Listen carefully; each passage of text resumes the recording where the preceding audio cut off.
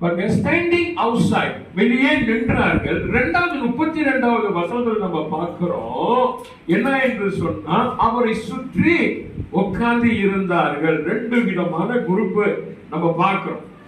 அது தொடர்ந்து நம்ம பார்த்தோம்னா 33வது வசனத்துல கேள்விகளை கடவுள் எழுப்புகிறார். அல்லேலூயா. அங்க ஒரு கேள்வி உண்டாகிறது. வசனத்தை படிங்க. அவர்களுக்கு அவர் பிரதியுத்தரமாக, என் தாயார் யார், என் சகோதரன் யார் என்று சொல்லி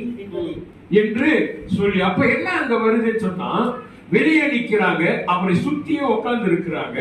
இவர்கள் 2 பேர் மத்தியில கடவுள் திடீரென்று சொல்றாரு, என் தாயார் யார், என்னுடைய சகோதரன் யார் என்று கேட்கும் போது 34வது வசனம் படிங்க.